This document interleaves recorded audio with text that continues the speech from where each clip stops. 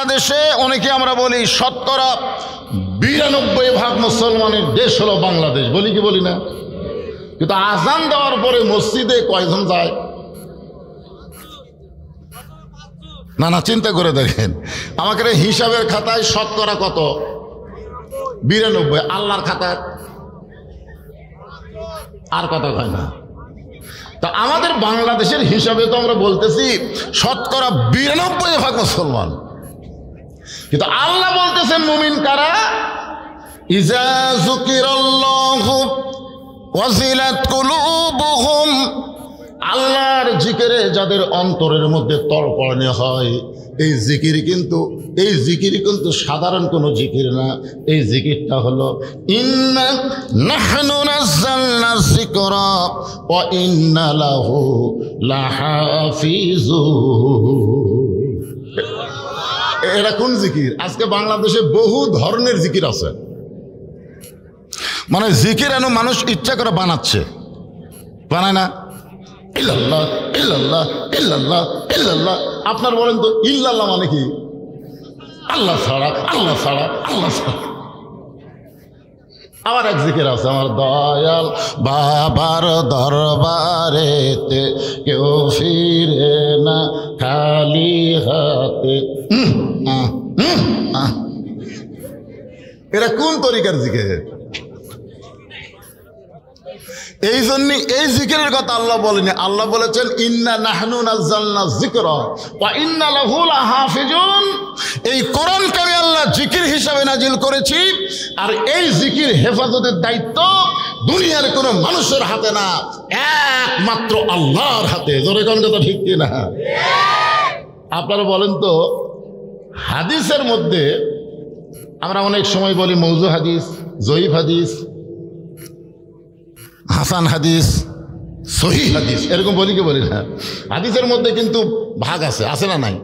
আপনারা বলেন তো, কোরআনের কোন আয়াত কেউ বলছে এটা জয়ীফ আয়াত, এটা হাসান আয়াত, এটা সহিহ আয়াত, এ কথা কে বলছে? কেন বলেনি? কারণ হাদিস হেফাজত দায়িত্ব আল্লাহ নেয়নি। এই জন্য হাদিসের মধ্যে হাদিসের নামে জালিয়াতি একটা বই আছে, হাদিসের নামে জালিয়াতি, মানে হাদিস না কিন্তু হাদিস নিয়ে চলতেছে। আপনারা বলেন তো সহিহ হাদিস নিয়ে কোনো ফেতনা আছে? এ কথা বলেন, সহিহ হাদিস নিয়ে কোনো ফেতনা আছে? ফেতনা হবে যত কি হাদিস, দুর্বল হাদিস, জাল হাদিস, এগুলো হাদিস নিয়ে। তো দেখেন এখানে আল্লাহ বলতেছেন যে আমি এই কোরআনকে জিকির হিসাবে নাজিল করেছি, আর কোরআন হেফাজতের দায়িত্ব কার? তাহলে এর মধ্যে কোনো জয়ীব কথা কয় না? জয়ীব আছে যে হুজুর এই আয়াতগুলো জয়ীব আয়াত, এরকম কথা কেউ বলেনি। তবে আপনাদের একজন দরবেশ ছিল, দরবেশ,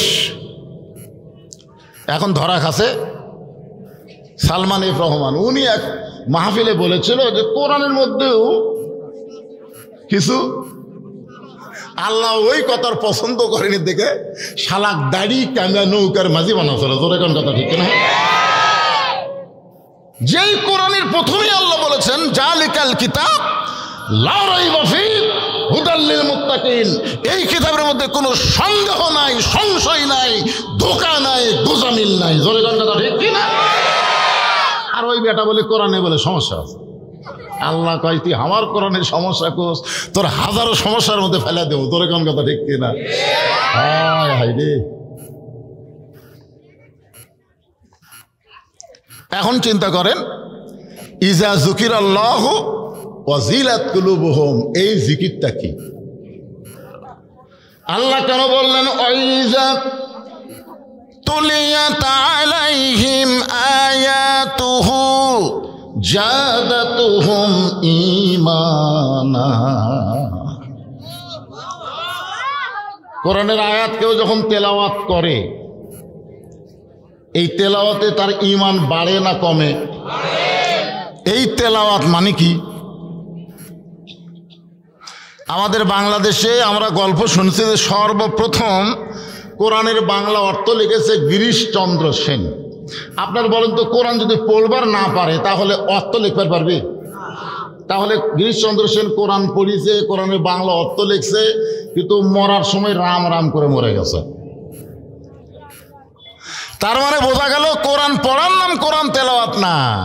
কোরআন তেলাওয়াতটা এমন একটা বিষয় যার কারণে তার ঈমান বেড়ে যাবে।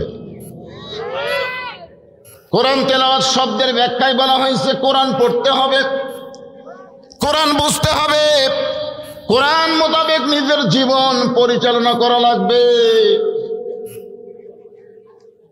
আমরা অনেকেই বলতেছি সব দেখা হলো শেষ, আগামীতে আমরা দেখব বাংলাদেশ আল্লাহর কোরআনের দেশ। জোরে কোন কথা ঠিক করে, কোরআন দিয়ে বাংলাদেশ চললে আসলে ঈমানটা কেমনে বাড়বে এটা বোঝানোর জন্য বলতেছি।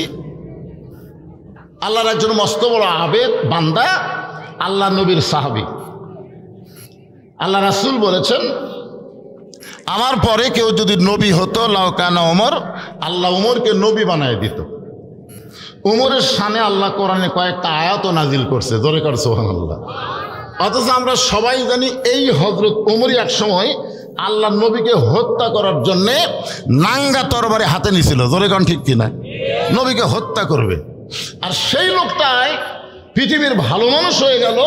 এটা কোনো জাদু মন্ত্রে ভালো হয় নাই, এটা আল্লাহর কোরআনের পরশে ভালো হয়ে গেছে। জোরে কোন কথা ঠিক কিনা।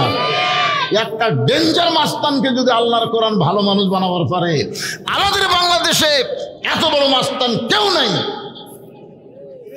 নবীকে হত্যা করার মতন এরকম মাস্তান কেউ আছে? তাহলে চিন্তা করে দেখেন, এত কোরআনের মাহফিল হয়। আজকে আপনাদের আজকের সভাপতি সাহেব ডাক্তার আব্দুল বারী সাহেব, তার একজন লোক বলল হুজুর আজকে 60টা মাহফিল, আজকে 60টা হচ্ছে আপনাকে এই বাগমারা, এত মাহফিল হচ্ছে। কিন্তু এই যে একজন লাভ ধরে কইল ফজরে 3 জন, তার মানে বোঝা গেল ওয়াজ দিয়ে মুসল্লি হচ্ছে না। ওয়াজ দিয়ে মুসল্লি হবে না তো। আল্লাহ বলেছেন আল্লাযীনা মাক্কান্নাহুম ফিল আরদ। নামাজ যদি আমরা কায়েম করতে চাই তাহলে বক্তার ওয়াজ দিয়ে নামাজ কায়েম হবে না। নামাজ কায়েম করতে হলে আল্লাহর কোন বান্দা যখন ক্ষমতার চেয়ার পাবে তার 1 নম্বর দায়িত্ব হলো আকামুস সালাত, নামাজ কায়েম করো। জোরে কোন কথা ঠিক কি না। ওয়াজ দিয়ে তো মুসল্লি বাড়তেছে না। আজকে হুজুর যে কথাটা বললো যে আলেমদের পদস্খলন, আমার অত্যন্ত চিন্তার মধ্যে ফেলে দিয়েছে আমাকে। এই কথা আমার 3টা কথা খুব চিন্তার মধ্যে ফেলে দিয়েছে। আপনারা কি মনে করতেছেন ওয়াজ দিয়া মানুষ হেদায়েত হবে? কথা কোন হবে? হ্যাঁ, এই জন্য খুব খেয়াল করবেন। আল্লাহ যখন বললেন ওয়াইজা তুলিয়াত আলাইহিম আয়াতুহু জাদাতুহুম ঈমানান, কোরআনের তেলাওয়াত শুনে, কোরআনের সুর শুনে মানুষ কোনোদিন হেদায়েত হবে না। এই কোরআনকে বাস্তব জীবনে গ্রহণ করলে মানুষ কেমনে ঈমান বৃদ্ধি পায় তার একটা দৃষ্টান্ত দেওয়ার জন্য বলতেছি। অর্ধ পৃথিবীর খলিফা হযরত ওমর আল্লাহর কোরআনকে নিজের চোখে দেখার জন্যে, এই কোরআনের ক্ষমতা দেখার জন্যে, এই কোরআনের কারণে মানুষের ঈমান বাড়ে কেমনে এইটা দেখার জন্যে ছদ্মবেশে মদিনার অলি গলি ঘুরতেছেন। হঠাৎ হযরত ওমর দেখতে পায় 2 পাহাড়ের মাঝখানে একটা বিস্তীর্ণ মরুভূমি। ওই মরুভূমির ভিতরে একজন রাখাল উট আর দুম্বা চড়ায়। হযরত ওমর ঈমানকে দেখার জন্য, কোরআনের তেলাওয়াতকে দেখার জন্য রাখালকে সালাম দিলেন, আসসালামু আলাইকুম রাখাল ভাই, আমার পেটে ক্ষুধা লাগছে, আমি উটের 1 পেয়ালা দুধ চাই। রাখাল মুস্কি মুস্কি হাসে। ওমর ফারুক বলেন রাখাল, আমি তোমারে সালাম দিলাম, উটের দুধ চাইলাম, তুমি সালামের উত্তরও দিলে না, উটের দুধ দিবা কেন সেটাও বলো না, তুমি মুস্কি মুস্কি হাসার কারণ? রাখাল বলে পথিক, তোমার সালামের উত্তর দিবার পারবো না, তোমাকে উটের দুধও দিবার পারবো না, আগে জানতে হবে তোমার পরিচয়। আপনারা বলেন তো বাংলাদেশের কোন দলের লোকেরা আগে নিজের পরিচয় দেয়? আপনার মনে হয় বোঝেননি।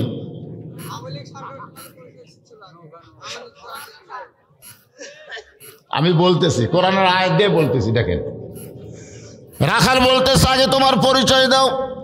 ওমর ফারুক চিন্তায় পড়ে গেলেন। ছদ্মবেশে আল্লাহর কোরআনকে দেখার জন্য, কোরআনের পাওয়ার দেখার জন্য, কোরআন তেলাওয়াতে যে ঈমান বাড়ে এটা দেখার জন্য ছদ্মবেশ ধারণ করেছি।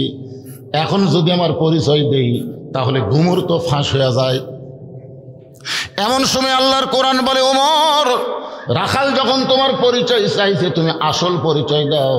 তোমার আসল পরিচয় হলো মিল্লাত আবিকুম ইব্রাহিম হুয়া সাম্মাকুমুল মুসলিমিন।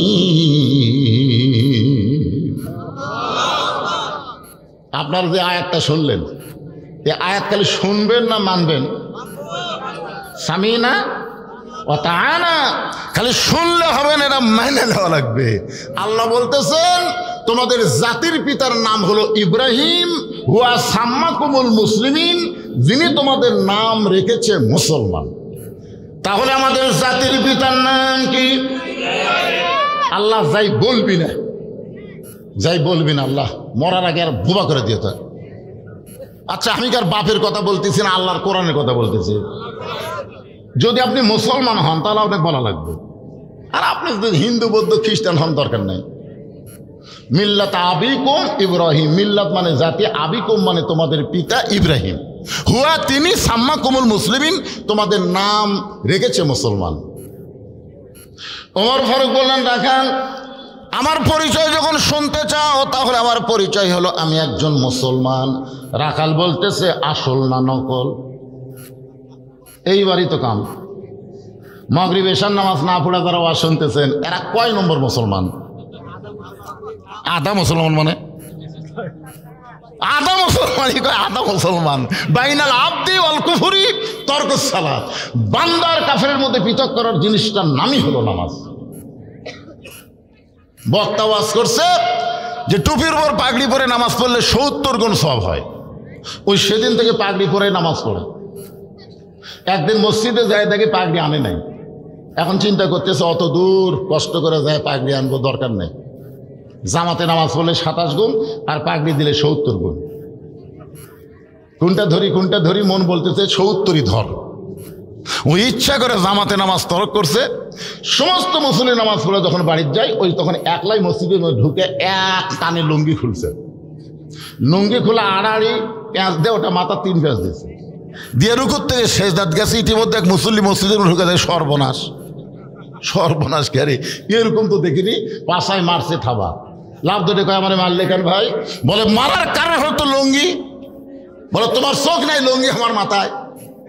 আরে পাগল, পরের লুঙ্গি মাথা কেন? বলে সোয়াবের আশায়। লোকটা বলে পাগল, লুঙ্গি পরা হলো ফরজ আর পাগড়ি পরা হলো সুন্নাত। লুঙ্গি পরা হলো ফরজ, পাগড়ি পরা হলো সুন্নাত। এখন তুমি সুন্নত আদায় করবার যা ফরজ তরক করছো। আজকে ওয়াজ শোনা হলো মুস্তাহাব, আর এশার নামাজ পড়া হলো ফরজ। ধরুন এশার নামাজ কি?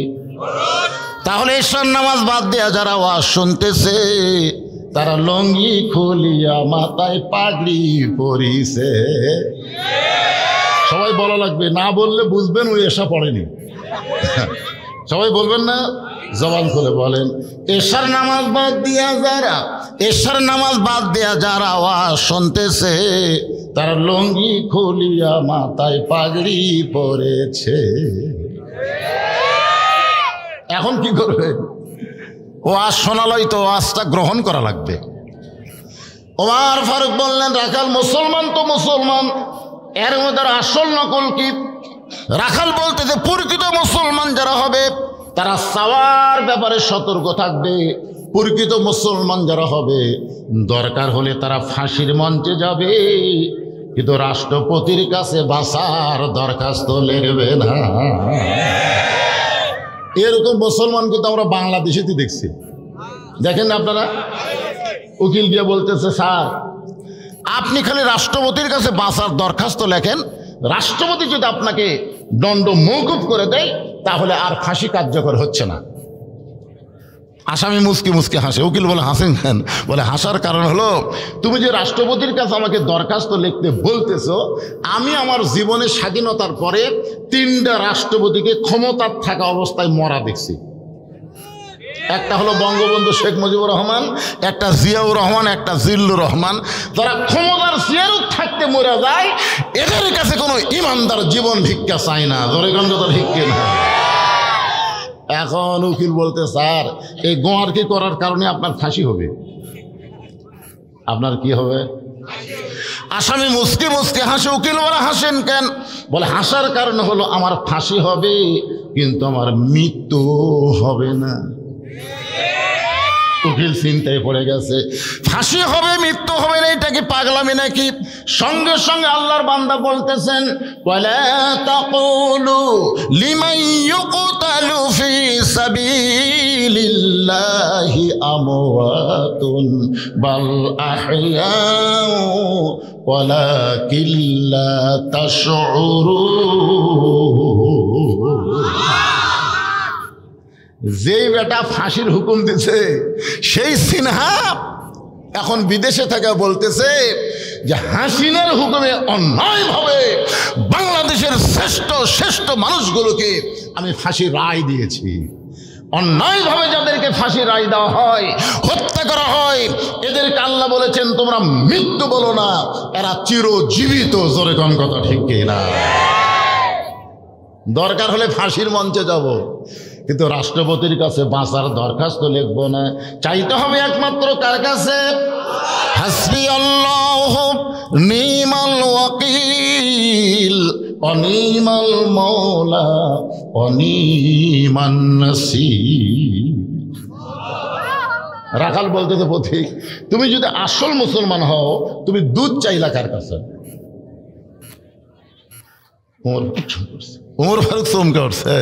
আল্লাহর কোরআন যখন দুনিয়াতে চালু থাকবে, নেতা তুমি যত বড়ই নেতা হও, তুমি যদি ভুল করো সাধারণ একটা মানুষ পর্যন্ত তোমার ভুল ধরবার পারবে।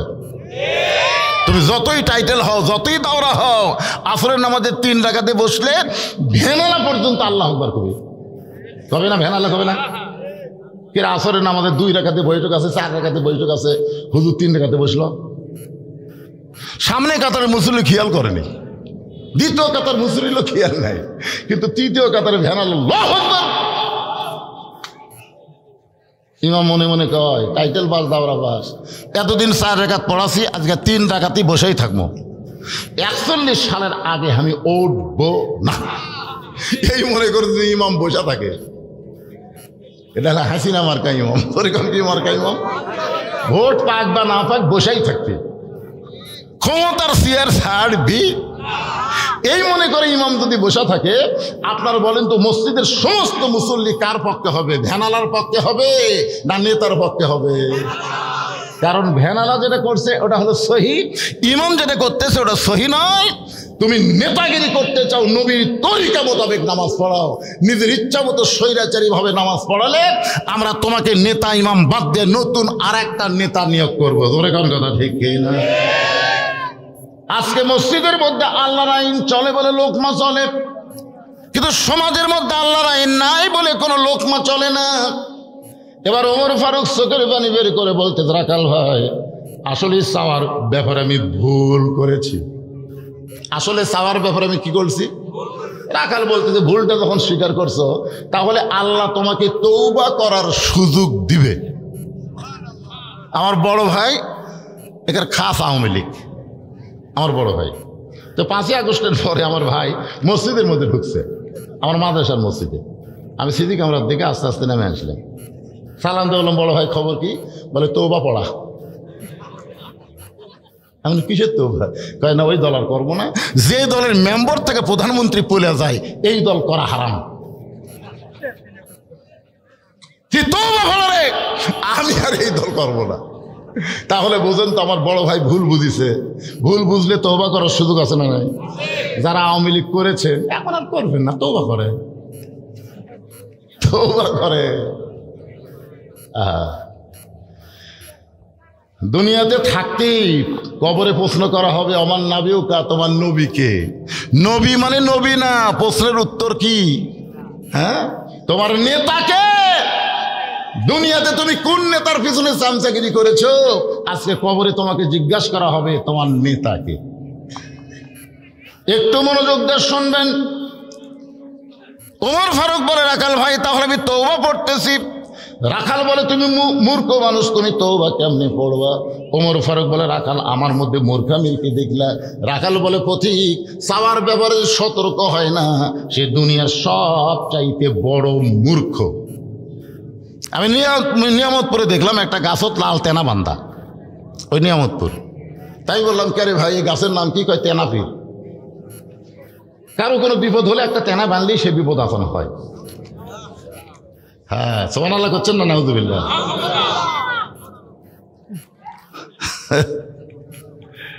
আমাদের বাংলাদেশে খালি সাওয়ারিয়াই কিন্তু অধিকাংশ মুমিন মুশরিক হয়ে গেছে। জোরে কথা বলেন।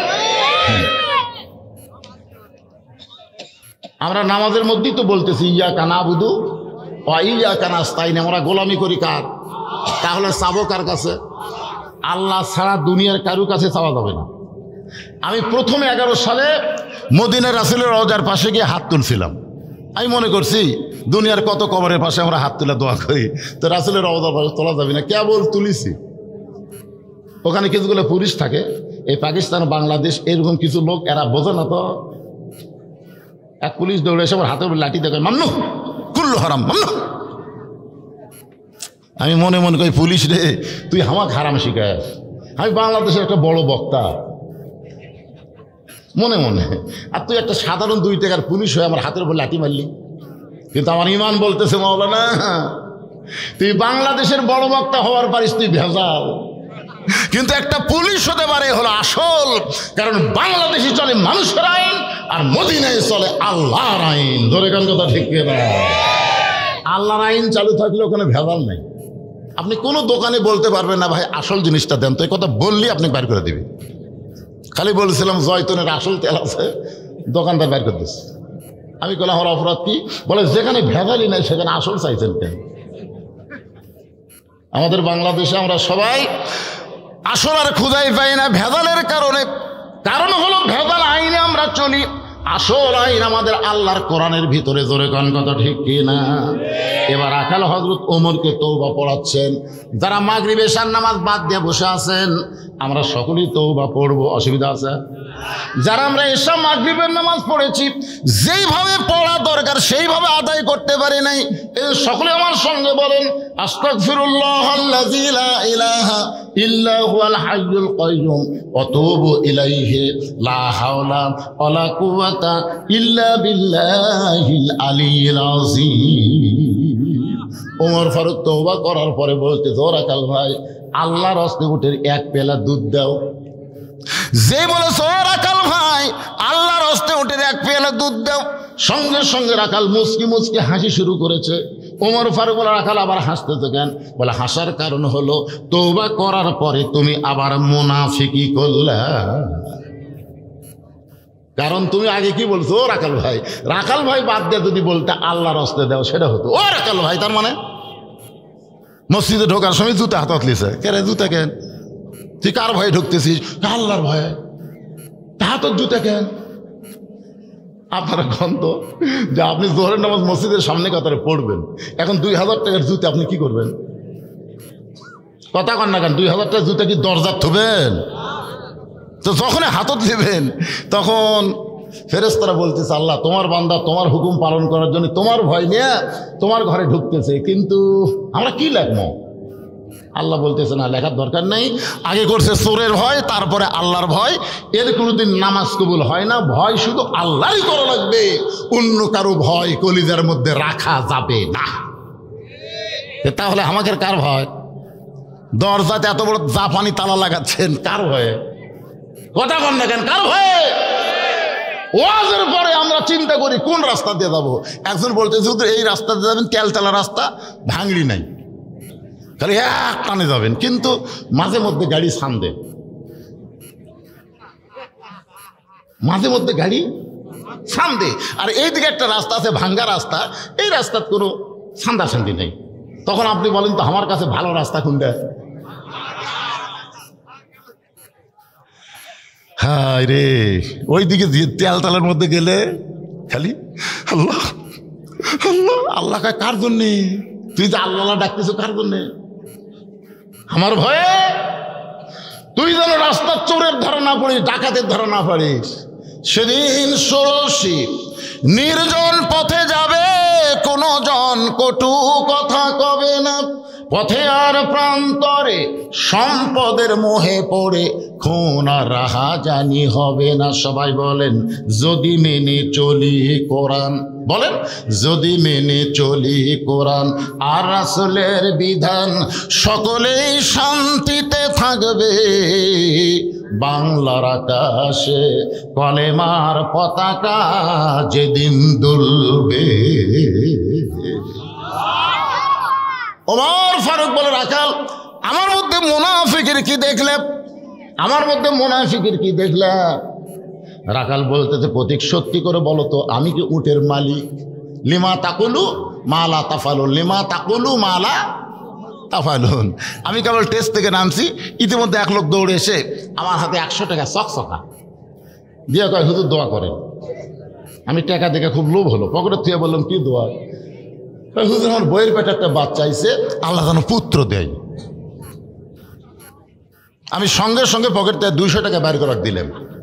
তাই হুজুর আমি তো টাকা চাইনি, দোয়া চাইছি। এগুলো পাগলা, তুই তো জানিস না আমি নিজেই 3 মেয়ের বাপ, আমি নিজেই 3 মেয়ের বাপ রে। প্রথম মেয়ে হওয়ার পরে দ্বিতীয়বার যখন আমার বউ কনসেপ্ট করলো, আমি দোয়া করছিলাম আল্লাহ একটা পুত্র দাও, আবার আল্লাহ একটা মেয়ে দিস। আমি তৃতীয়বার আশাই নিছিলাম খালি ছেলের জন্য, কিন্তু তৃতীয়বার কিন্তু আল্লাহ আর একটা মেয়ে দিল। তো আমার দোয়াতে যদি আমার বইয়ের পেটেরটা পুত্র না হয়, তার তোর বইয়ের হবে। তাই হুজুর তাহলে আপনি টাকা আপনি নেন, আমারটা আমাকে দেন। পরে যেই 100 টাকা দিয়েছি মারতেছে দৌড়ে। আমি কোথায় যাবি? বলে ওই হুজুরের কাছে যাবো যার বেটা সওয়ালাস। আমি বললাম কোনো হুজুরের কাছে না, কোনো পীরের কাছে না, কোনো বাবার কাছে না। পাবার যদি চাও কেবলমাত্র মালিকের কাছে চাও। জোরে বলেন তো দেওয়ার মালিককে। রাখাল বলে, পথিক সত্যি যদি আল্লাহর হস্তে ওঠে 1 পেয়ালা দুধ চাও, তাহলে এখান থেকে মালিকের বাড়ি হলো 10 মাইল দূরে। ওই মালিকের বাড়ির দরজা দিয়ে বলো, মালিক তোমার রাখাল উট আর দুম্বা চড়াই, তুমি মালিক যদি হুকুম দাও তাহলে রাখাল আল্লাহর হস্তে উটের 1 পেয়ালা দুধ দিবে। ওমর ফারুক বলে, রাখাল ভাই অত দূর কষ্ট করে যাওয়ার আমার দরকার নাই, বরং তোমাকে 2টা টাকা দিলাম, এই 2টা টাকার বিনিময়ে তুমি উটের 1 পেয়ালা দুধ দাও। রাখাল মুস্কি মুস্কি হাসি আর বলে, পথিক তুমি কি হযরত উমরকে চেনো? তুমি কি হযরত উমরকে চেনো? যে উমর আল্লাহর কোরআন দিয়ে রাষ্ট্র চালায়, সে উমরের গুপ্ত বাহিনী যদি দূর থেকে দেখ পারবাই। তুমি আমারে 2 টাকা ঘুষ দিছো, আর মালিক বাদ দে আমি তোমাকে উটের 1 পেয়ালা দুধ দিলাম, তাহলে তোমাকেও ধরবে আমাকেও ধরবে। এই বুড়া বয়সে কি তুমি ধরা পড়বার চাও? ওমর ফারুক বলে, রাখাল ভাই তাহলে চলো পাহাড় গুহার মধ্যে যাই, ওই গুহার মধ্যে গিয়ে তোমার গোপনে 2টা টাকা দিব, তুমি গোপনে উটের 1 পেয়ালা দুধ দিবে, তাহলে তোমার মালিকও জানতে পারবে না, ওমরের গুপ্ত বাহিনীও তোমাকে ধরতে পারবে না। রাখাল চিল্লায় বলে, তুমি ভণ্ড, তুমি ভণ্ড, তুমি ভণ্ড। ওমর ফারুক বলে, রাখাল আমার মধ্যে ভণ্ডামির কি দেখলা?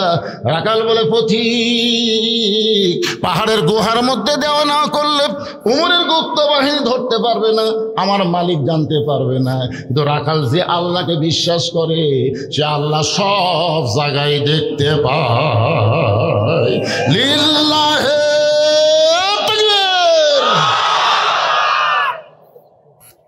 সঙ্গে সঙ্গে হয়তো ওমর মারছে দৌড়। 1 দৌড়ে পাহাড়ের পাদদেশে সালাতুশ শুকুর 2 রাকাত নামাজ পড়ে বলতেছে, আল্লাহ তোমার কোরআন এত সুন্দর, তোমার কোরআনের এত পাওয়ার, তোমার কোরআন অনুযায়ী কেউ যখন চলে, দুনিয়ার কেউ না দেখলো আল্লাহ দেখে, এ বিশ্বাস তার অন্তরে জাগে। এরই নাম হলো যাদাতুহুম ঈমানান। জোরে কোন কথা ঠিক কিনা? আরে এখন আসর নামাজ পড়ছে, পড়ে জমির ধান দেখবার গেছে, যায় দেখো ওপর জমির পানি চলমল করতেছে, নিচে ওর জমির পানি নেই। কে রে ওপরে এত পানি, আমারটা পানি নেই। তখন চারিদিকে তাকা, কেউ নাই। আস্তে করে বসে বিসমিল্লাহ কয়ে আল কাটছে। ধরে কান কি কয়া? আমাদের বাংলাদেশে কিছু নেতা আছে দেখবেন, বিসমিল্লাহ কয়ে ভাষণ দেয়, সারা একটা ভাষণও কোরআন হাদিসের মধ্যে না। ধরে কোন কথা ঠিক কিনা? বিসমিল্লাহ কয়ে আল কাটছে, পারে আল কাটে ওই পানি দিয়ে হাত ধোছে, ধুইয়া উপর দিকে উঠে চারিদিকে তাকাই বল আলহামদুলিল্লাহ, কেউ দেখেনি। দেখছেন আবার আলহামদুলিল্লাহ কয়, কেউ দেখেনি। আপনারা বলেন তো লোকটার কিন্তু নামাজ আছে কিন্তু কি নাই? কেন নাই? এই কারণেই নাই, জাদাতুহুম ঈমানান ওয়াইজা তুলিয়াত আলাইহিম আয়াতুহু জাদাতুহুম ঈমানা ওয়া আলা রাব্বিহিম ইয়াতাওয়াক্কালুন। রাখাল পিছনে এসে বলে, যতই কান্দো তোমাকে উটের দুধ দেওয়া যাবে না। ওমর ফারুক বলে, রাখাল ভাই, উটের দুধের কোনো দরকার আমার নাই, আমি শুধু তোমার কাছে জানতে চাই, ওই না দেখা আল্লাহকে কলিজার মধ্যে জায়গা দিয়ে কেউ না দেখলো আল্লাহ দেখতেছে, এই বিশ্বাস নিয়ে তুমি আল্লাহর কোরআন অনুযায়ী চলতেছো, এর বিনিময়ে তোমার চাহিদা কি? তোমার তো ভালো একটা চাকরি নেই, রাখালি চাকরি, তোমার ভালো কোনো বাড়িও নাই, এই রোদে পুড়ে পুড়ে তুমি কাজ করতেছো, তোমার খাওয়া দাওয়া তো ভালো না, এরপরেও তুমি আল্লাহর আইন অনুযায়ী চলতেছো, এর বিনিময়ে তোমার চাহিদা কি? আপনার বলেন তো, আল্লামা সাঈদী হুজুরের চাহিদা কি? হ্যাঁ, আপনারা বলেন তো, তাকে যে 13 বছর জেলখানায় বন্দি করে রাখছিল, তার কোনো অপরাধের কারণে? জোরে বলতে হবে বাংলার মুসলমান, কোনো অপরাধের কারণে? তাকে যে জেলখানা থেকে হাসপাতাল নিয়ে যে হত্যা করলো, তার অপরাধ কি? তার একটাই চাহিদা ছিল, বাংলার মানুষ শুধু কোরআন শুনবে না, কোরআন মোতাবেক বাংলার জনগণ চলবে। জোরে কোন কথা ঠিক কিনা? আর এই চাহিদার কারণে আমাদের প্রতিবেশী ভারত তাকে সহ্য করতে পারল না। আজকে সেনাপ্রধান গরম গরম বক্তব্য দেয়, আমরা সব বুঝতেছি। 2000 ছাত্র জনগণ জীবন দিল, 30,000 পঙ্গু হলো, এই খাই খাই বাংলাদেশ দেখার জন্য না, বাংলাদেশ আল্লাহর কোরআন দিয়ে চলবে। জোরে কোন কথা ঠিক কিনা? কথা বলে। তোমাদের খাই খাইয়ের জন্য বাংলাদেশ এরকম 24 সালে আবার স্বাধীন করা হয়নি। আল্লাহর কোরআন আজকে মনোযোগ দিয়ে শোনেন। ইন্না নাহনু নাযালনা যিকরা ওয়া ইন্না লাহু লাহাফিজুন। ওমর ফারুক বলে, রাখাল না দেখা আল্লাহকে কলিজার মধ্যে জায়গা দিয়া আল্লাহর কোরআন অনুযায়ী চলতেছ, এর বিনিময়ে তোমার চাহিদা কি?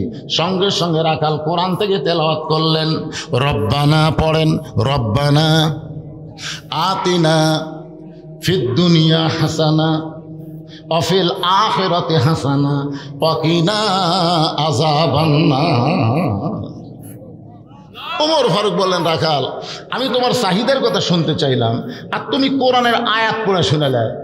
রাখাল বলতেছে, এই আয়াতের মধ্যে আমার দুটা চাহিদার কথা আছে, একটা হলো আতিনা ফিদ দুনিয়া হাসানা, একটা হলো দুনিয়ার সৌন্দর্য, অফিল আখিরাতে হাসানা, একটা হলো আখিরাতের সৌন্দর্য। এই দুটাই আমার চাহিদা। ওমর ফারুক বলেন, মূর্খ মানুষ গো, তুমি একটু ভালো করে চাহিদার কথা কও তো।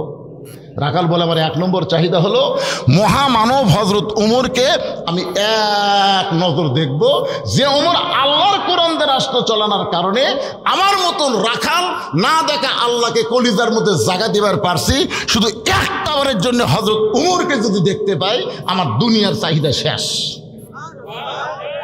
আপনারা বলেন তো, রাখাল কি দেখবার চায়? উমর মানে কি বুঝতেছেন? উমর মানে ভালো নেতা, উমর মানে কোরআন অনুযায়ী রাষ্ট্র চলায়। বর্তমানে বাংলাদেশে আল্লাহর কোরআন দিয়ে যারা রাষ্ট্র চলাবার চায়, এমন নেতা আগামী ইলেকশনে দেখার দরকার আছে না নাই? জোরে কোন আছে না না? আমার নেতার চরিত্র ফুলের মতন পবিত্র, নামাজ পড়ে না একক, এলার নেতা নাই, শালারা হলো নেতা। জোরে কোন কথা ঠিক কিনা? রাখাল বলে, প্রতীক আমার 1 নম্বর চাহিদা হলো আতিনা ফিদ দুনিয়া হাসানা। হযরত উমরকে যদি একটা নজর দেখতে পাইতাম, এই কারণেই দেখতে চাই, আল্লাহর কোরআন দিয়ে রাষ্ট্র চলায় উমরকে যদি একটাবার দেখতে পাইতাম, তাহলে দুনিয়ার চাহিদা আল্লাহ আমার পুরা করত। আমার 2 নম্বর চাহিদা হলো, আমি রাখাল যখন মরে যাব, প্রথম রাখালকে আল্লাহ যেন জান্নাত দেয়। সঙ্গে সঙ্গে তোমার ফারুক রাখালের হাত ধরে 3টা চুমা দিয়ে বললেন, রাখাল ভাই, তোমার 2 নম্বর চাহিদা আল্লাহ পুরা করছে।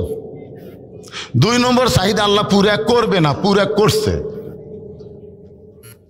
2 নম্বর চাহিদা কি?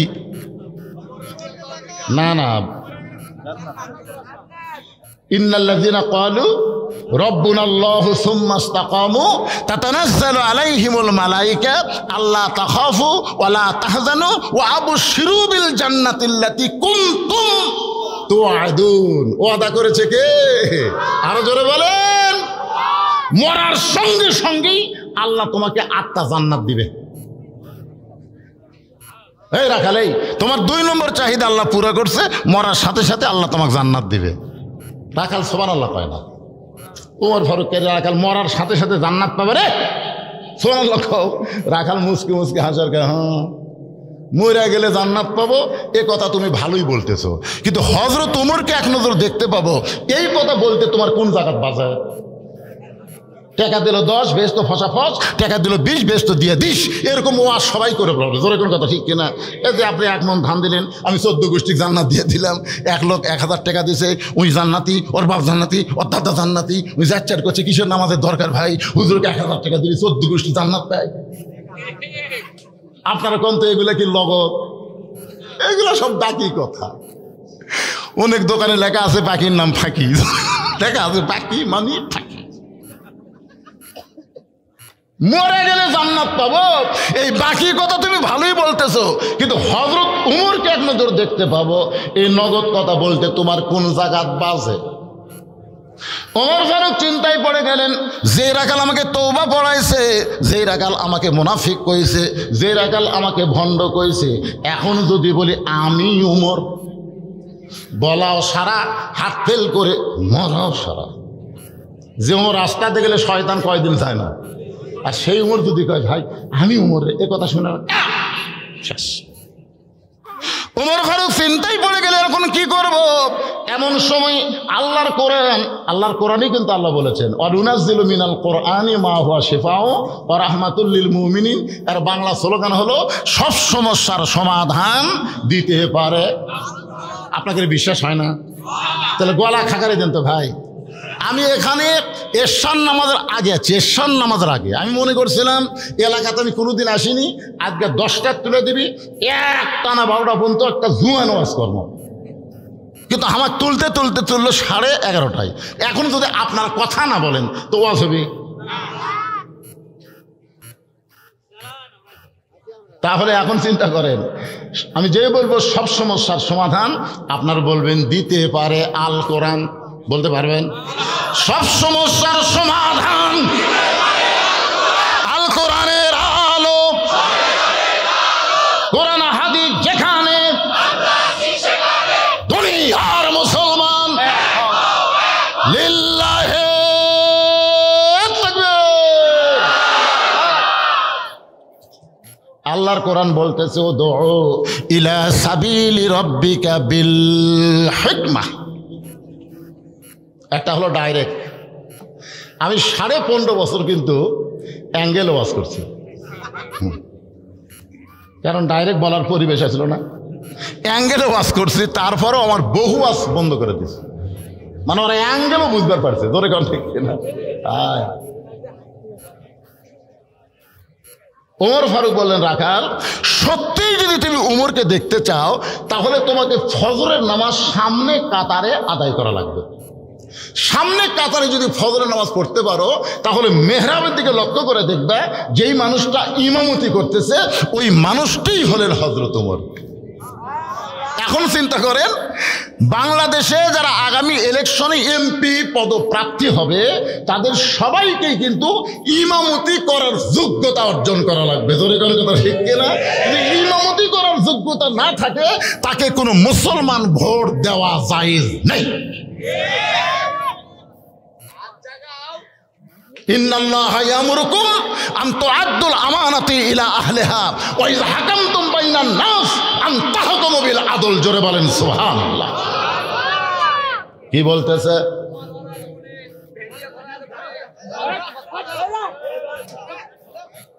পাগলা কি করে?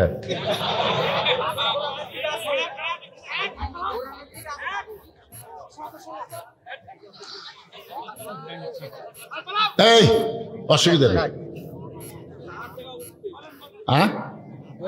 হাত জাগান লাগবে না। হাত জায়গায় বহু দেখছি আমরা, ওই বহু ওয়াজ করছে মামুনুল হক, সবাই কয় ঠিক ঠিক ঠিক। যে মামুনুল হক জেলখানায় একজনেরও ঠিক নেই। এরা সব কথাটা বোঝেন, ওদের হাত তুলে কি হবে? আমি যদি কারা কারা এসে নামাজ পড়েননি হাত তোলেন, তুলবি?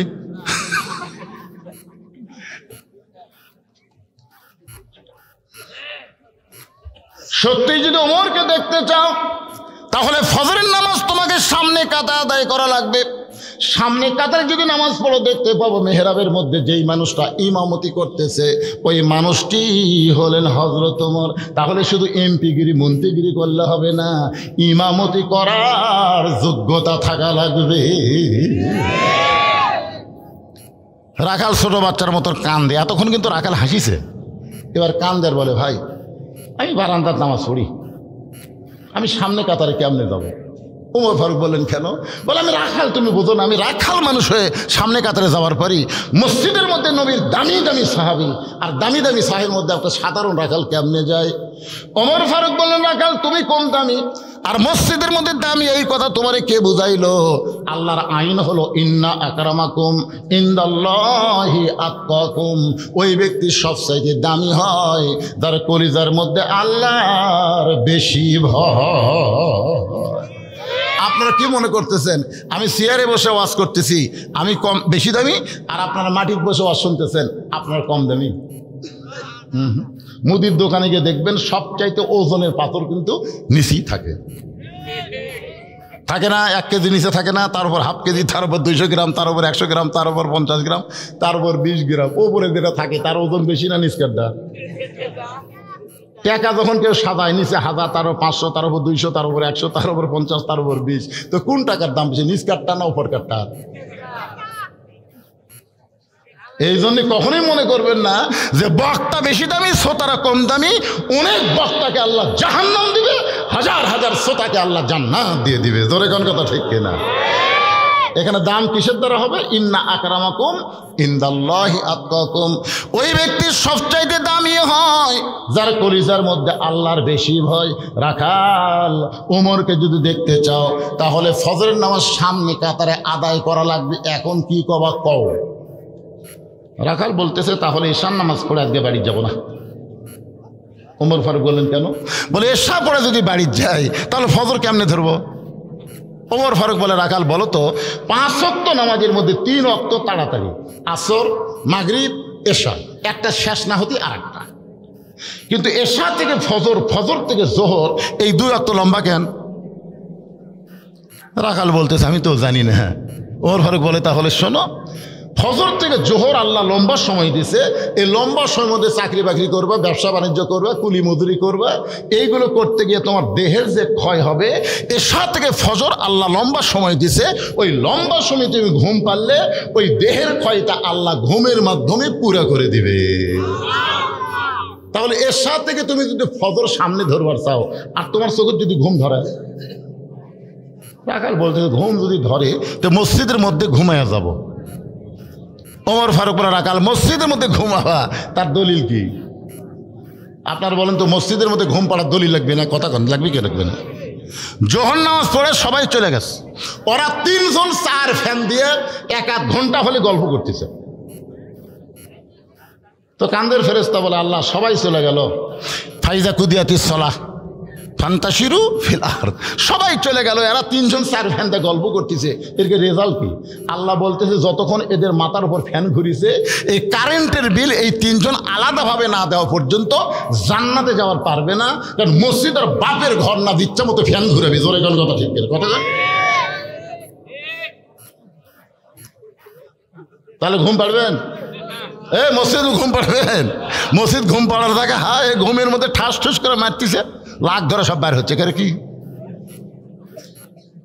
যেই মসজিদে পেঁয়াজ কাঁচা রসুন খায় ঢুকলাম এখানে মুরব্বীরা বার করে দিত, এখন সেই মসজিদে পেঁয়াজ দিয়ে কাটা কাটা মরিচ কাটা কাটা মুড়ি মারতেছে। মানে মসজিদের বাপের রান্নাঘর। কথা কন না কেন? মসজিদ তো বাপের রান্নাঘর। পেঁয়াজ খাইয়া কেউ ঢুকতে পারে না। আমি ছোটবেলা দেখছি পেঁয়াজের গন্ধে ফেরেশতার কষ্ট পাবে, পেঁয়াজ খাইয়া ঢুকবার দেয়নি, এখন পেঁয়াজ কুটতিছে। আল্লাহর বান্দার একটু মনোযোগ দেন।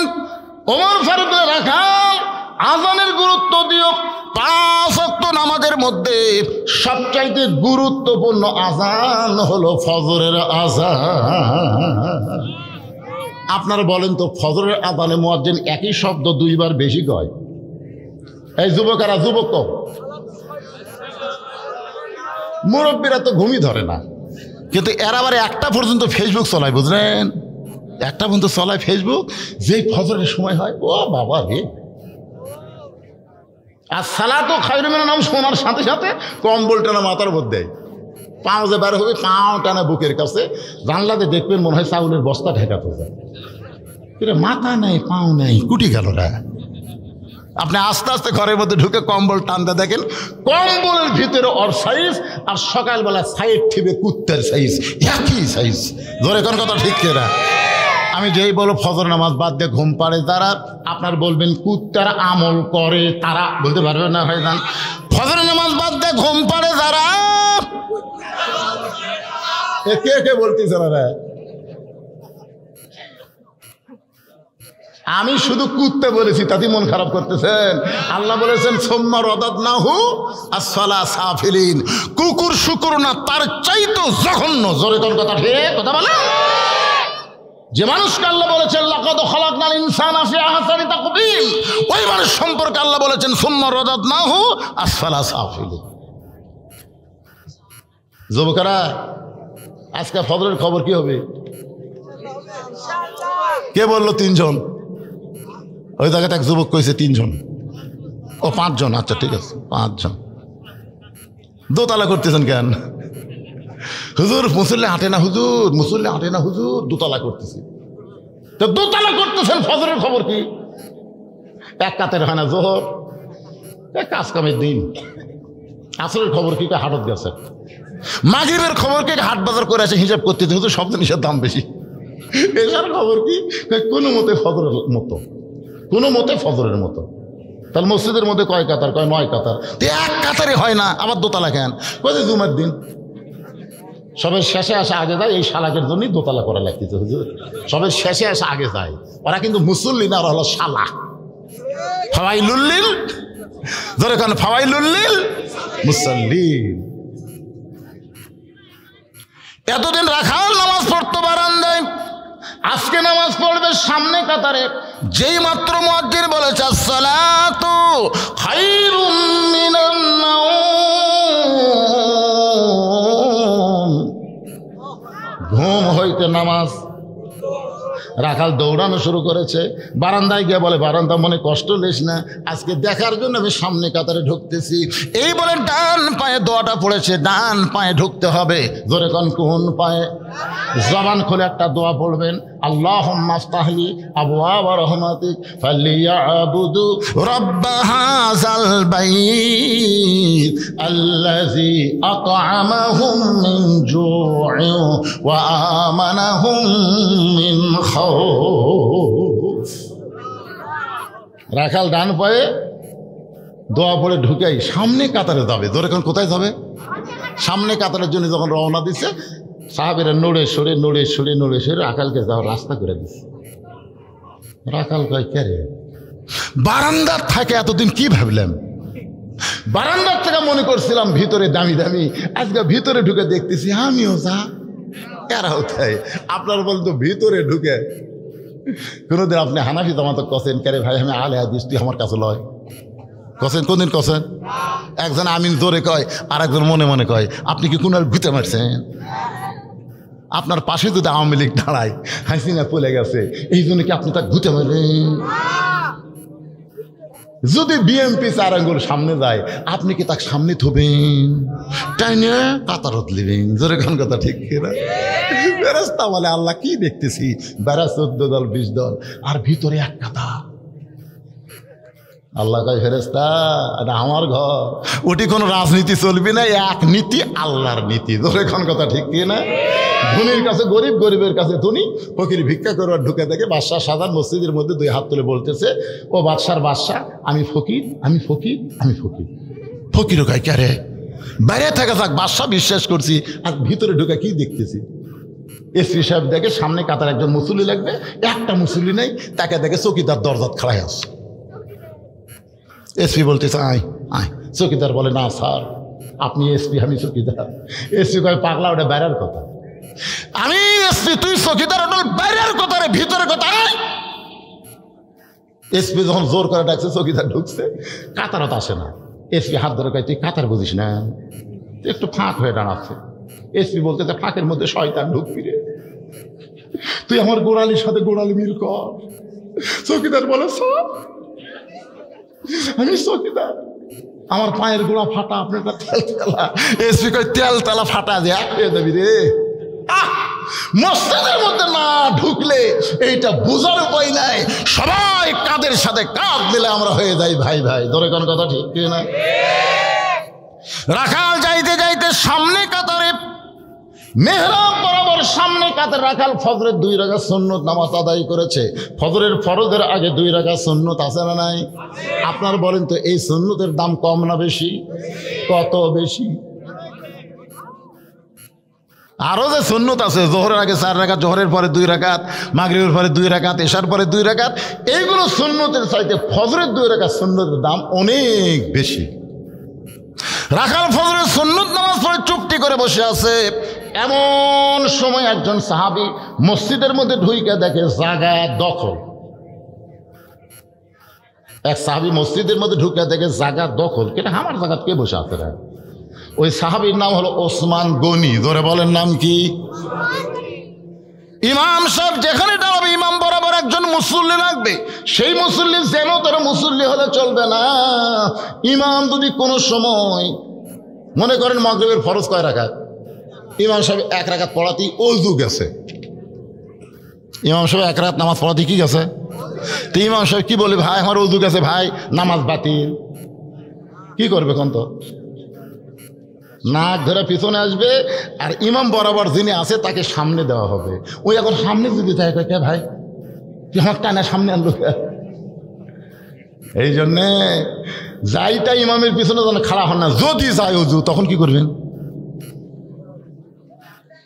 আল্লাহ রাসূল বলেছেন, আমায় বরাবর যিনি নামাজ পড়বে তার নাম আবু বকর। আল্লাহ রাসূল দুনিয়া থেকে বিদায় হওয়ার পরে ইমামের দায়িত্ব কে পাইছে? কথা বলেন না কেন, কে পাইছে?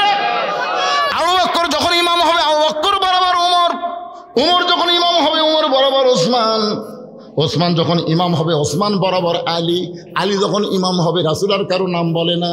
সাহাবীরা বললেন, এ রাসূলুল্লাহ, আলী যখন ইমাম হবে আলী বরাবর কে? রাসূল বললেন, মা ইয়ানতিকু আনিল হাওয়া ইন হুয়া ইল্লা ওয়াহয়ুন ইউহা। এ আলী পর্যন্ত হলো খোলাফায়ে রাশেদা। ধরে গান সুবহানাল্লাহ। ওসমান গনি রাখালের পাশে দেখে ফাঁকা জায়গা আছে, ওই ফাঁকা জায়গার মধ্যে ওসমান গনি 2 রাকাত সুন্নত নামাজ আদায় করে রাখালের দিকে 3 বার তাকাছে। ধরে কোন কয়বার? কোনো দিনও দেখেনি এই মানুষটার দিকে 3 বার তাকাছে।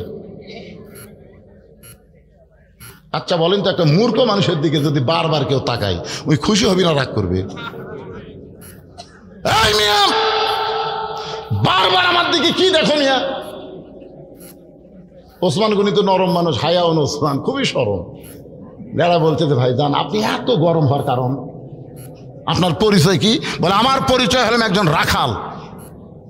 ওসমান গনি মুচকি মুচকি হাসতেছে, কারণ রাখাল যারা হবে তাদের ভাষা নরম হলে চলবে না, রাখালি করবার গেলে তাদের ভাষা একটু গরম হওয়া লাগবে। ধরে কোন কথা ঠিক কি না? আপনি গরু ছাগল যদি মাঠে নিয়ে যান, আর আপনার গরু ছাগল যদি পরের আবাদ খাবার যায়, আপনি যদি বলেন বাবা গরু, ও বাবা গরু, বাবা গরু, ওদিকে যাস না বাবা, ওই বাবা বাবা করলে শুনবি। আর যদি বলে এই গরু, এক ধাপ যদি সামনে যাস, এই যে লাঠি দেখ। গরু কিন্তু মানুষের চাইতেও ভালো শোনে। গরু দেখবেন ঘাড় কাট করে দেখে আবার ঘাস খাওয়ার দিকে চলে আসবে। আল্লাহ রাসূলের একটা হাদিসে বলা হয়েছে, প্রত্যেকটা অভিভাবককে আল্লাহ রাখালের দায়িত্ব দিয়ে দুনিয়াতে প্রেরণ করা হয়েছে, বা অভিভাবককে আল্লাহ রাখালের দায়িত্ব দিয়েছে। ধরে কোন কথা ঠিক কি না? অভিভাবককে রাখালের দায়িত্ব দেওয়া মানে কি? আপনি এখন চিন্তা করতেছেন, আমার তো গরু নাই, আমার ছাগল নাই, আমি কার রাখালি কর্ম রে? আপনি চোখ বন্ধ করে দেখেন, আছে। আমার বাড়িতে একটা 42 বছরের গাভী আছে। আমার আলিয়ার বয়স হলো 22 বছর।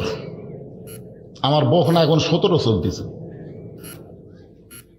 গাভী মানে আমার বউ, আলিয়া মানে আমার বেটা, আর বকনা মানে আমার মেয়ে। এই 3টার উপর আমার রাখালি করার দায়িত্ব আছে। কথা কন না কেন?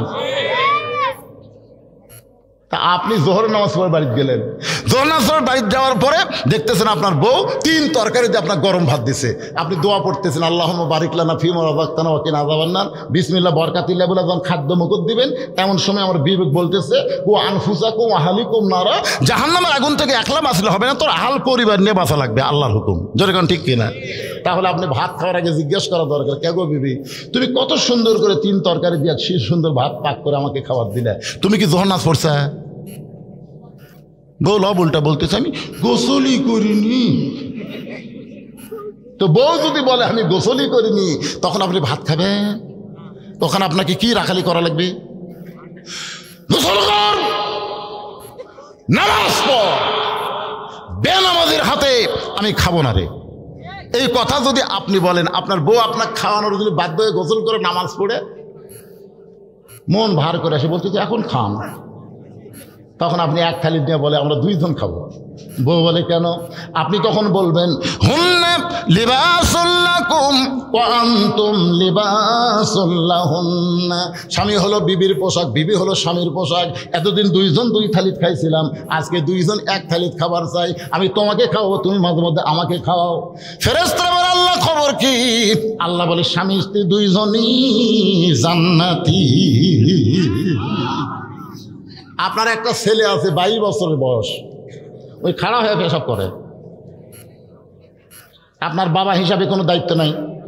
কতক্ষণ আসে না? না, সকালবেলা টাইট ফুল প্যান্ট পরে চলে গেছে কলেজে, সন্ধ্যার সময় বাড়িতে এসে আপনি কি জিজ্ঞাসা করবেন না, কেরে বাবা এই এত টাইট ফুল প্যান্ট পরে তুই যে সকালে গেলি সন্ধ্যাতে আসলি, তুই কি পেশাব করিস নি?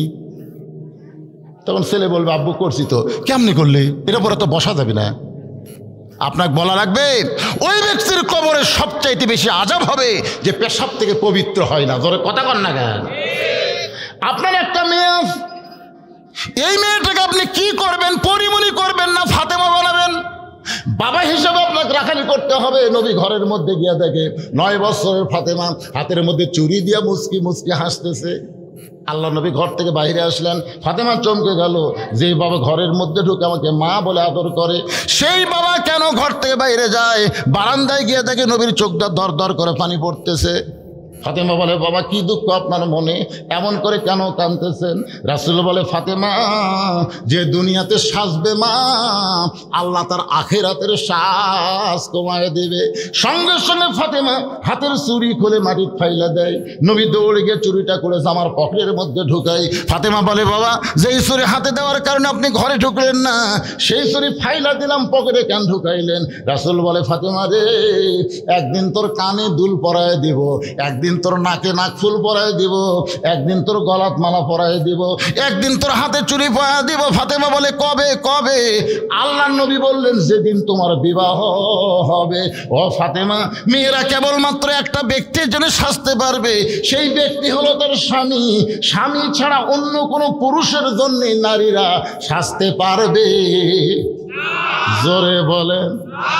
আপনার 17 বছরের বেটি হাইহিল পরে কিলকিল করতেছে, গোটা পাড়ার যুবকদেরকে নষ্ট করতেছে। আপনি বাবা হিসাবে আপনার রাখালির দায়িত্ব আছে না নাই? কথা কন না কেন ভাইরে? রাখালির দায়িত্ব নাই? এই জন্যে কায়দা বুঝা নরম, জাগা বুঝা গরম। ছেলের ওপর গরম হবেন, মেয়ের ওপর গরম হবেন, জাগা বুঝা আবার নরম। আপনি নামাজের সময় একলা গেলেন, আর ভাত খাওয়ার সময় ছেলে ডাকতেছেন আব্বু আব্বু আসো ভাত খাই। ফেরেশতাকে সাথে কি ভাববে? নামাজও তো একলাই গেল, আর খাওয়ার সময় বেটাক ডাকলো। রাসূল বলেছে 7 বছর থেকে তালিম দাও, 10 বছর থেকে জোর করে নামাজ ধরাও। হাদিস আছে না নাই? জোর কেন আছে না? তাহলে আপনি একলাই গেলেন নামাজ পড়বা, আর খাওয়ার সময় ছেলে ডাকতেছেন কেন? নামাজের সময় ডাকবার পারেন না? এই নামাজের সময় যদি প্রত্যেকটা বাবা এই হক আদায় করে, 7 বছর থেকে যদি তালিম দেয়, 10 বছর থেকে যদি জোর করে নামাজ ধরায়, তাহলে আমাদের ছেলেরা এরকম নষ্টের পথে যাইতো না। জোরে কোন কথা ঠিক কথা বলে? আমার মায়েরা পর্দার অন্তরে বসে আছে, আমি শুনলাম আপনাদের চাইতে ওদের সংখ্যা অনেক বেশি। আপনাদের চাইতে ওরা বেশি আছে। তো একটা মা ভালো হওয়ার দরকার আছে না নাই? জোরে কোন আছে না নাই? একটা মা ভালো, পেটের সন্তান ভালো। তাই মায়েদের জন্য বেশি ওয়াজ লাগবে না, মা পর্দার মধ্যে থাকবেন। হ্যাঁ, এই দে একটা নেপোলিয়ান কইছে, একটা ভালো সন্তান যদি চাও তাহলে একটা ভালো মায়ের দরকার। ওদিকে হইচই করতেছে এরা কারা? মায়েরাই। ও মা মারে, জোরে কথা বলেন না মা। আসলে আমরা কিন্তু এরশাদ চাচার পর থেকে দেখতেছি এই মেয়ে মানুষেরাই আমাকে শাসন করতেছে। জোরে কোন কথা ঠিক না? এরশাদ চাচা যাওয়ার পর থেকে ভাই একটা মরদ পাওয়ারত নেই। আপনার বাড়িটাও প্রধানমন্ত্রী হয়ে গেছে, খুঁজলে দেখে না। কি ভাষা রে, কি জোরে কথা কয়, আমরা শুনবার পাই। এখন রাত কয়টা বাজে রে?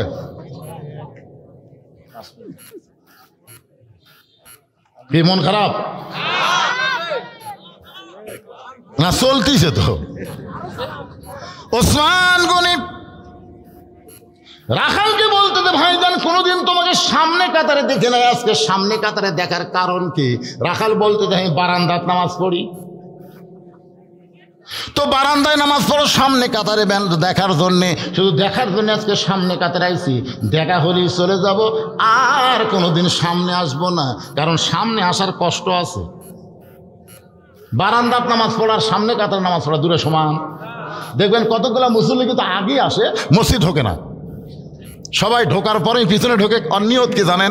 খালি বের হবি, ঢুকবি শেষে আগে বাড়াবি। এরকম কিছু মুসল্লি আছে না নাই? হ্যাঁ। রাখাল বলতে থাকে বারান্দার নামাজ পড়ি। ভাই আজ যাচ্ছি দেখার জন্য, দেখা হয়ে গেলে আর আসবো না। ওসমান গনি বলতেছে আজকে তোমার দেখা হবে, তার গ্যারান্টি কি? রাখাল বলতেছে আমার চোখের পাওয়ার ভালো, দেখা হবে না মানে? ওসমান গনি বলতেছে পাগল, আজ কয়েক বছর হলে সামনে কাতারে নামাজ পড়তেছি, এখন পর্যন্ত আমার দেখা হলো না, আর তুমি আজকেই দেখবে।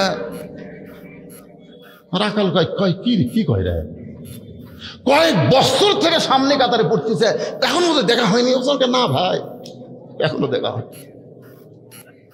ওসমান গনি যাকে দেখবার চায়, আনতা আবুদুল্লাহ কান্নাকা তারাহু ফাইল্লাম তাকুন তারাহু ফাইন্নাহু ইয়ারাকা। ইবাদতের মধ্যে শামিল হয়ে যাও, ইবাদতের মালিক আল্লাহকে দেখতে পাবে। আল্লাহ যদি দেখা না হয়, আল্লাহ তোমাকে দেখতেছে, এই বিশ্বাস তোমার কলিজার মধ্যে আসবে। ওসমান গনি সামনে কাতারে নামাজ পড়ে কাকে দেখার জন্যে? আরো জোরে বলেন কাকে? আর রাখাল দেখতে আইছে কাকে? দুইজনে দেখে কি এক? রাখাল বলতেছে তুমি আমার দিকে তাকাও, ওসমান গনি বলতেছে আমার দিকে তাকাও। ওসমান গনি যেই তাকাচ্ছে, চোখের মনি তো ঠিকই আছে, দেখা হয় না কেন? আজ একটা কাম করো ভাই, তুমি আমার হাত ধরো, তুমি আমার হাত ধরো, আমি নিজেও দেখবো এবং তোমাকেও দেখা দিব। সঙ্গে সঙ্গে ওসমান গনির সামনে আল্লাহর কোরআন এসে বলতেছে, ইয়া আইয়ুহাল্লাযীনা আমানু তাকুল্লাহা ওয়া কুনু মা'আস সাদিকিন। রে ইমানদার বান্দারা, আল্লাহর ভয় যদি কলিজার মধ্যে রাখতে চাও, তাহলে সত্যবাদীর সাথী হও, সত্যবাদীর দল করো, সত্যবাদী দলের ছিলে তোমরা ভোট মা।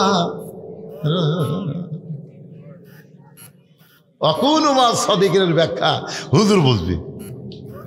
সদিকিন মানে কারা? সত্য কথা কারা কয়? আল্লাহর কোরআন থেকে যারা কথা বলে, এর চাইতে সত্য কথা আর থাকতে পারে না। জোরে কোন কথা ঠিক কিনা?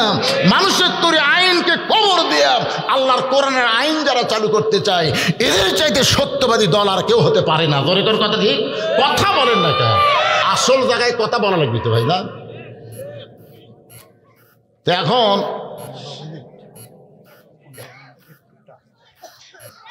বলছি ওসমান গনি রাখালের হাতটা ধরে বসে আছে দেখার জন্যে। ধরে কান কিসের জন্যে? কিছুক্ষণ পরে নামাজের সময় হয়ে গেছে, জামাতের সময় হয়ে গেছে। এমন সময় মুয়াজ্জিন আকামত দেওয়া শুরু করেছে। মুয়াজ্জিন যখন আকামত দেওয়া শুরু করেছে, সঙ্গে সঙ্গে হযরত ওমর মেহরাবের মধ্যে ঢুকছে। খেয়াল করে শোন, এই সময় অন্য খেয়াল দিকে হবে না। যেই মাত্র হযরত ওমর মেহরাবের মধ্যে ঢুকছে, ওসমান গনি রাখালের ডান হাতটা ধরে আছে। ধরে কান কোন হাত? আর রাখাল খালি রে এই তো আমার করলো রে। উমরকে যদি দেখবার চাও, সামনে কাতারে যাও। উমর দেখ পারে, সেটা কাক দেখতেছি রে? এটা মনে মনে চিন্তা করতিস, দেখতিস এই তো এই মালিরে। যেই মাত্র মুয়াজ্জিন কইছে কদ কামাতিস সালাহ, কদ কামাতিস সালাহ, সঙ্গে সঙ্গে রাখাল আল্লাহু আকবার। ওসমান গনি হাত ছাড়াতে বলে, ভাই ইমাম সাহেব ভুল করলে মানুষ লোকমা দেয়, মুয়াজ্জিন আকামতি শেষ হয় নাই আর তুমি লোকমা দিলা। রাখাল কয়, এই জন্যই তুই কানা রে, এই জন্যই তুই কানা, তুই সামনে করে আসিস তারপরও দেখবার পাস না এই পাগল আমি কি জন্য লোকমা দিলাম তুই কি জানিস না? দ্বিতীয় কাতারে একজন সাহাবী দৌড়ে এসে রাখালের হাতটা ধরে বলে, পাগল তুই যারে কানা কানা বলে তিরস্কার করলি এই মহামানবকে তুই চিনিস? তুই যারে কানা কানা বললে তিরস্কার করলি, এতক্ষণ যে তোর হাত ধরে দাঁড়িয়েছিল এই মহামানবকে তুই চিনিস? রাখাল বলে, আমি বারান্দায় নামাজ পড়ি, আমি ভিতরের কাউরে চিনি না। সাহেব বলে, পাগল রে, তুই যারে কানা কানা বলে তিরস্কার করলি এই মহামানব হলো আল্লাহ নবীর ডবল জামাই ওসমান গনি। রাখাল খালি থর থর থর থর করতেছে। আরে ওসমান গনি, রাসূল একদিন ডাক দেন, ওসমান আল্লাহ তোমাকে কত সম্পদ দিছে, তুমি কি তার হিসাব জানো? ওসমান গনি বললেন, ইয়া রাসূলুল্লাহ সব হিসাব না দেওয়ার ফলে একটা হিসাব আমার জানা আছে। বলে, কি হিসাব? বলে, আমাকে আল্লাহ যত সম্পদ দিছে এই সম্পদ রক্ষণাবেক্ষণ করার জন্য অনেকগুলো গুদাম আছে, গুদাম। ওই গুদামে তালা দিয়া সেই তালার চাবি টানতে একটা উট হিমশিম খায়। চিন্তা করে দেখেন তাহলে কতগুলো গুদাম, গুদামত আবার তালা মারছে, সেই তালাতে যে ছোড়ানি, আপনার ছোড়ানি কোন চাবি কোন? আচ্ছা, চাবি টানতে একটা উট হিমশিম খায়। তা আল্লাহ রাসূল বলে, ওসমান এত সম্পদ আল্লাহ তোমাকে দান করছে, যদি আল্লাহ ফেরত চায়। ওসমান গনি মারছে দৌড়। সাহেবের বললেন, হুজুর দেখলেন, যেই বলছেন আল্লাহ যদি ফেরত চায়, ওসমান কি হারে দৌড় দিল?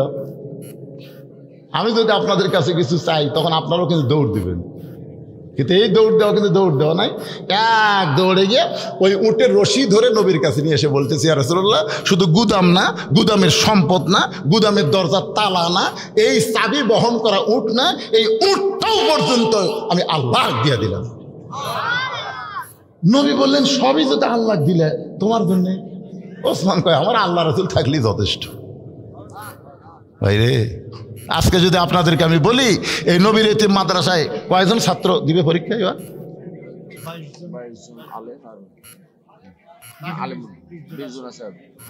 দাখিলি 20 জন, আলেম 22 জন, এই 42 জন ছাত্রকে তাদের পরীক্ষার সুযোগের জন্য, আলেম হওয়ার জন্য 42,000 টাকা আপনাকে দেওয়া লাগবে। সম্পদের মালিককে? আপনি পকেটের যে টাকা আছে এই টাকার মালিককে? আপনি জানেন সেদিন একটা অ্যাক্সিডেন্ট হয়েছে, সেটা ইউটিউবে দিছে। লোকটা বলতেছে এই বেঁধে গেছে, ইয়ার সাথে ব্রিজের সাথে, ওভার ব্রিজের সাথে বেঁধে গেছে। ওই গাড়ি বেঁধে যাওয়ার পরে আমার এক হাত চলে গেছে, হাত কাটে চলে গেছে, আমার দেহ দিয়ে রক্ত ঝরতেছে, আমার দেহে রক্ত ঝরতেছে, আমি সব কিছু টের পাচ্ছি কিন্তু কিছু বলবার পারতেছি না। ইতিমধ্যে আমি দেখলাম একটা লোক আমার দিকে দৌড়ে আসছে। আমি মনে করছিলাম হয়তো লোকটা আমার আহত অবস্থা দেখে আমাকে তো হাসপাতাল নিয়ে যাবে। আমি দেখলাম আসার পরেই আমার পকেটে মোবাইল ছিল, এই মোবাইল বার করে নিলাম। আমি দেখতেছি কিন্তু রক্ত বেশি বার হওয়ার কারণে আমার কথাও বার হচ্ছে না, সাহস হচ্ছে না। তারপর আমি দেখলাম আমার পকেট খুঁজে যা টাকা পয়সা আছে সব নিয়ে গেল। আমি মনে করছিলাম মোবাইল আমার, এই টাকা আমার। কিন্তু একটা ঘটনার কারণে বুঝতে পারলাম সব কিছু আমার না, আমি যা আল্লাহকে দিব, রাসূলকে দিব, এতিমদেরকে দিব, ওইটাই আল্লাহ আমাকে জান্নাতে দিবে। জোরে করার কথা ঠিক কিনা? তো 42,000 টাকা এতগুলো মানুষের কাছে আমি চাইলাম, এই সময় এটা দেওয়া লাগবে। তো 42-এর মধ্যে 3 কমে গেল, কি করবো? বলতেছে ওই পথিক আমার সর্বনাশ করছে, ওই পথিক আমারে কইছে উমরকে যদি দেখবার চাও তাহলে ফজরের নামাজ সামনে কাতারে আদায় করো। আমি শুধু হযরত উমরকে এক নজর দেখার জন্য আজকে বারান্দাতে সামনে কাতারে দাঁড়াইছি ভাই। কিন্তু উমরকে দেখতে এসে মেহরাবের মধ্যে যদি পথিককে দেখতে পাই তাহলে তোমরাই বলো লোকমা দেওয়া আছে, তোমার উপায় নাই।